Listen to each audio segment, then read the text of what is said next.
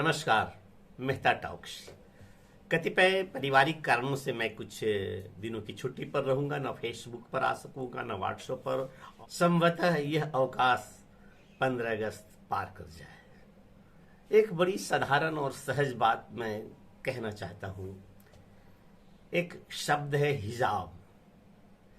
हिजाब का अर्थ है कोई ऐसा ऐसा संज्ञा नहीं है कि जिसको पकड़ा जाए, जिसको छुआ जाए, जिसे वो कोई कपड़ा का बना हुआ हो या कोई लकड़ी का बना हुआ हो हिजाब, या कुछ दीवार खड़ा करके किया गया हो हिजाब। हिजाब का अर्थ एक एक्चुअली में ये भाववाचक संज्ञा है जिसका अर्थ होता है पर्दा, आब, पर्दे में रहना, किसी बात को एक ठिकाने से कहना, एक सम्मान रखना, किसी का सम्मान देना, आंचल सर पर रख लेना। ये हिजाब कोई किसी कपड़े का नाम नहीं, किसी भी प्रकार के किसी उर्दू का शब्द है, लेकिन ये बस इसे ऐसा ही समझा जाए। मैं विचार करता हूं कल देश का प्रधानमंत्री यह घोषणा करें कि देश में हिजाब का प्रचलन, मन की बात में ही कह दे, देश में हिजाब का प्रचलन चलना चाहिए और इसे सभी को स्वीकार करना चाहिए। हिजाब एक अनिवार्य, अपने व्यवहार में अनिवार्य रूप से इसे स्वीकार करके और पालन करना चाहिए। तो मैं समझता हूं जिन लोगों के लिए ये हिजाब है या जो हिजाब के लिए लड़ रहे थे कुछ दिनों के लिए, उन्हें तो कोई आपत्ति हो या न हो, या प्रधानमंत्री जी की बात को सुनकर उन्हें कुछ अच्छा लगे, उन्हें भी अच्छा लग सकता है, उनकी बात मैं नहीं करना चाहता हूं। बात मैं कांग्रेस के कहना चाहता हूं, वो कल से ही आंदोलन पर उतारू हो जाएंगे। हिजाब क्यों आवश्यक है? हिजाब के विरोध में वो सड़कों पर बहुत अच्छे अच्छे किस्म के भाषण तैयार कर सकते हैं। हम गैर मुसलमानों के लिए हिजाब या मुसलमानों के लिए हिजाब, मुसलमानों को मुख्य धारा से काटने का ये षड्यंत्र है, और जो तमाम सभी हिंदुओं को भी कहा जा रहा है कि हिंदू भी हिजाब का प्रयोग करे, अंधा बनाने की साजिश है ताकि मोदी के काले कारतूतों पर ध्यान न दिया जाए। क्यों?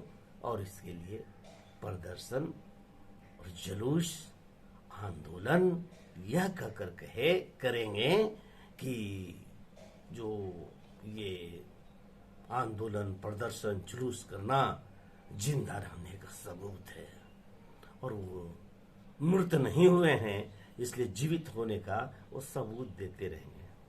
मेरे ध्यान में इस प्रकार की बातें इसलिए है कि पिछले 8 वर्ष से ऐसी कोई भी बात, अच्छी बात मोदी जी ने चाहे जिस परिस्थिति में भी कही हो, कभी कांग्रेस ने खुले दिल से समर्थन नहीं किया, वे करेंगे भी नहीं। अभी आजादी के 75वीं वर्षगांठ पर अमृत महोत्सव मनाया जा रहा है। उन्होंने कहा,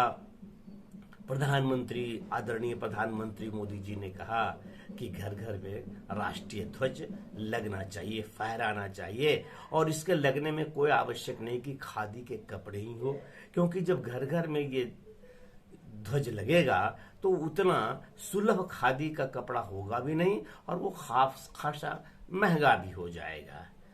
तो ऐसा करके उन्होंने कुछ गलत तो नहीं कहा कि ताकि ये सर्व प्राप्य रहे, लेकिन देखिए अब कांग्रेस का कहना है कि ये कुछ नहीं, ये अडानी, अंबानी, उन लोगों के पूंजीपतियों को लाभ पहुंचाने के लिए पॉलिस्टर के कपड़े पर बनेंगे राष्ट्रीय ध्वज।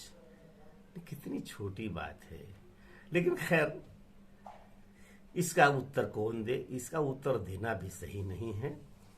कुछ चीजों के उत्तर नहीं दिए जाते हैं, बल्कि कई चीजों के उत्तर कांग्रेस को नहीं ही दिए जाते हैं, जो उनके निरर्थक का प्रलाप होता है। अब डीपी लगाने में, मोबाइल में, प्रोफाइल में तिरंगा रखने में, अब इसमें क्या खर्च है? इसमें किस फैक्ट्री को लाभ मिलेगा? इसमें कौन कपड़े लगने?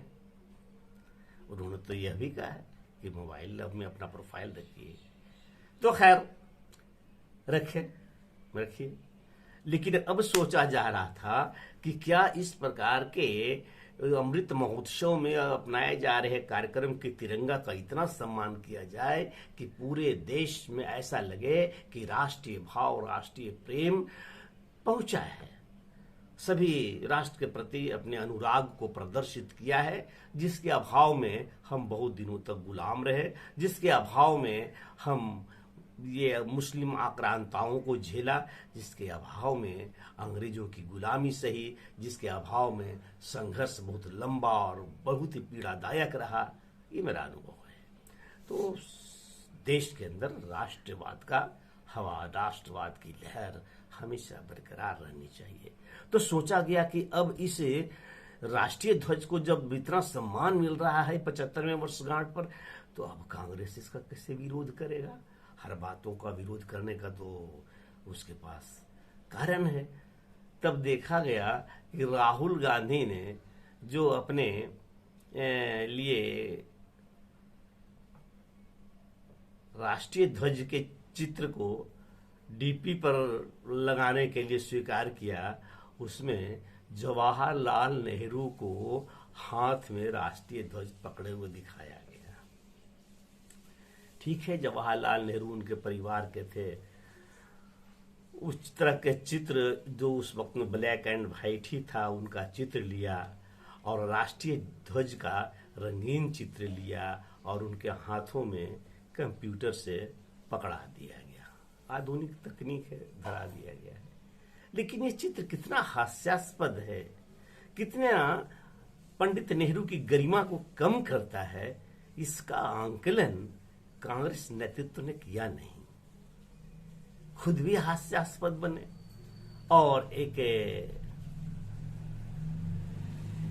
पूर्व के प्रधानमंत्री, पहले प्रधानमंत्री देश के नेहरू को भी हास्यास्पद बना करके रख दिया। और ऐसा होता है क्या? किसी के विरोध करने में हम इतना दीवार पर न पटके माथा कि माथा ही न रहे। आशा है आपने वो डीपी देखी होगी। ये देखिए, इस तरह से ये अच्छा नहीं लगता है, अच्छा नहीं लगता है। राष्ट्र के न राष्ट्र के सम्मान में, न नेहरू के सम्मान में, न कांग्रेस के सम्मान में। तो कौन देते हैं दिमाग इनको? माना कि ये अपने मन से, अपने अक्ल से ये ऐसा प्रयोग नहीं करते, लेकिन जो देते हैं वे इनको क्या इनके शत्रु बने हुए हैं?